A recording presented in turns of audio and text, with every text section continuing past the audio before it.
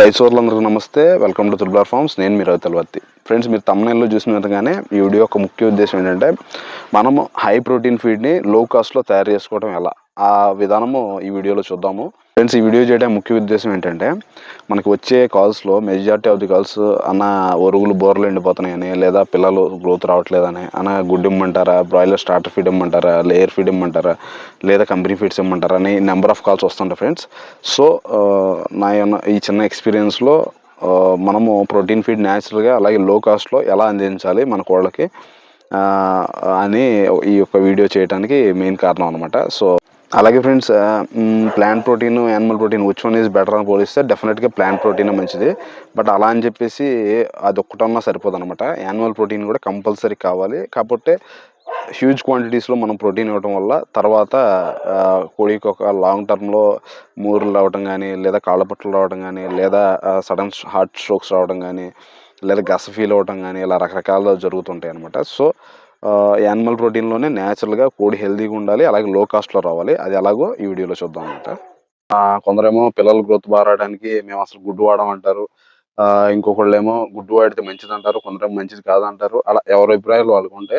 అలాగే ఇంకొందరేమో starter feed వాడాలంటారు, కొందరేమో వాడకూడదు అంటారు, కొందరేమో మా కంపెనీ ఫీడ్ వాడండి మంచి గ్రోత్ వస్తుంది అంటారు, కొందరేమో అసలు న్యాచురల్గా పెరగాలి, ఎటువంటి ఫీడ్స్ అవి వాడకూడదు అంటారు. సో ఇలాంటి యొక్క భిన్నాభిప్రాయాలు ఉన్నాయి కాబట్టి అందరూ ఇలా మన బిఎస్ఎఫ్ లార్వా కానీ, లేదా హౌస్ ఫైర్ లార్వా కానీ, అలాగే కొందరు మీల్ వామ్స్ కానీ ఇలాంటివన్నీ చేస్తున్నారు. ఎందుకంటే అవి కొంచెం న్యాచురల్గా ఉంటుంది.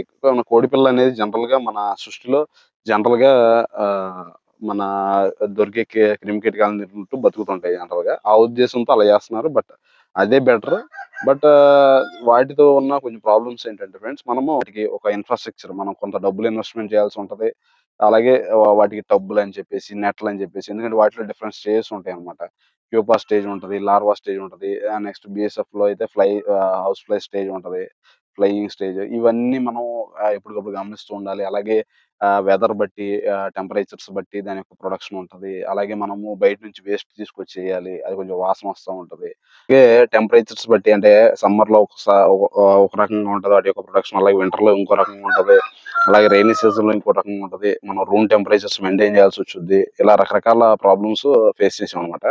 సో ప్లస్ ఏంటంటే మనము ఒక రూమ్ మెయింటైన్ చేయాల్సి వస్తుంది. అందులోకి అంటే ఎలుకలు రాకుండా చీమలు లేదా బల్లులు ఇవన్నీ వాటిని మనం ఎఫెక్ట్ చేస్తూనే ఉంటాయి. వీటన్నిటి నుంచి కాపాడుకుంటూ మనం ఉన్న యొక్క ఈ తక్కువ టైంలో మనం కోళ్ళ మీద కాన్సన్ట్రేషన్ అనేది చేయలేము అనమాట. బిఎస్ఎఫ్ మీద వాటికి వేస్ట్ని కలెక్ట్ చేయాలి. అలాగే రకరకాల మీల్ వామ్స్కైనా వీటికైనా ప్రోటీన్ ఫీడ్ కోసం వాటికి తౌడు ఇలాంటివి వేస్తుండాలి.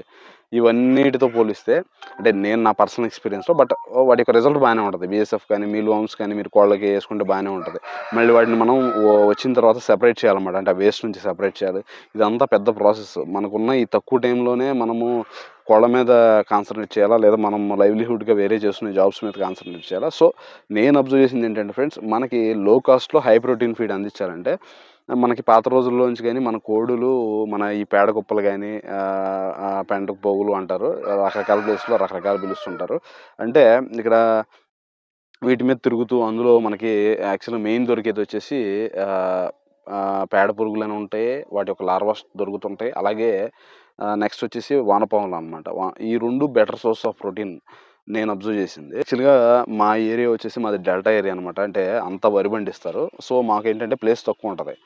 మాకు మిగతా వాళ్ళతో పోలిస్తే, అంటే చాలామంది మన పామాయిల్ తోటలో కానీ ఇలా పెంచే వాళ్ళకి పురుగు దొరుకుతూనే ఉంటుంది. ఆ ఆకులన్నీ ఒక చోట పడేస్తుంటారు, వాటి కింద పురుగు పుట్ర దొరుకుతుంది, పిల్లల యొక్క గ్రోత్ బాగుంటుంది. బట్ నేను ఈ వీడియో ఎవరికి ఉపయోగపడుతుంది అంటే, కొత్తగా స్టార్ట్ చేసే వాళ్ళకి, అలాగే మాలాగా ల్యాండ్ తక్కువ ఉండి మనం నెంబర్ ఆఫ్ ఎక్కువ కోళ్ళు పెంచాలనుకునే వాళ్ళు కంపల్సరీగా వాళ్ళ యొక్క దొడ్డిలో ఆవు అలాగే గేదె ఈ రెండు ఉండాలన్నమాట. అంటే మనకి ఆవు గురించి తెలిసిందే, గోమాత గురించి దాని యొక్క వాల్యూస్ అన్నీ తెలిసిందే.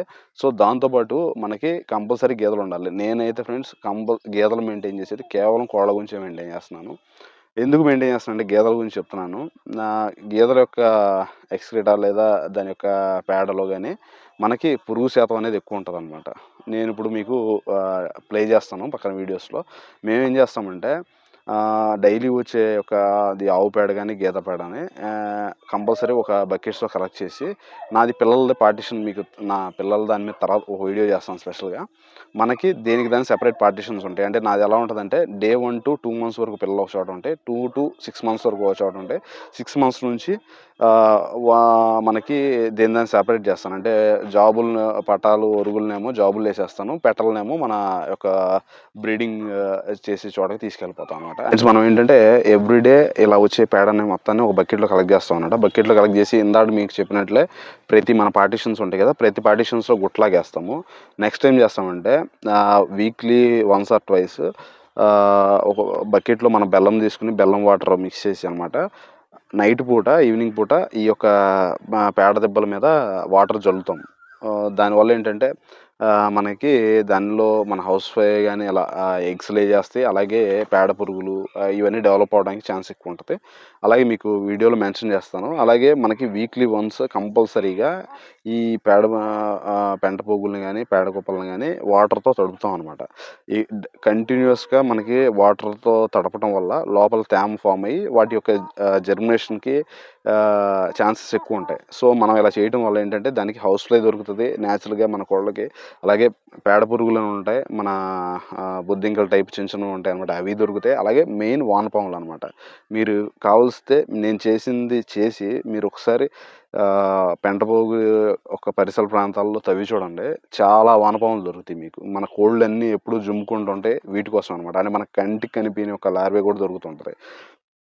అందుకని నా యొక్క చిన్న సజెషన్ ఏంటంటే, మీరు కోళ్ళ దొడ్డిలో ఏదో మనం ఆర్టిఫిషియల్గా జాబులు వేసి పెంచేస్తున్నాం, కానీ వాటిని మ్యాక్సిమం ఎంత వీలైతే అంత న్యాచురల్గా పెరిగేటట్టు చూసుకుంటే మనకి అవి మంచి ఎఫెక్ట్స్ చూపిస్తాయి అనమాట. నేను లాస్ట్ ఒక 4 years నుంచి మనకి గేదెలు ఉన్నాయి, డైరీ రన్ చేస్తున్నాం.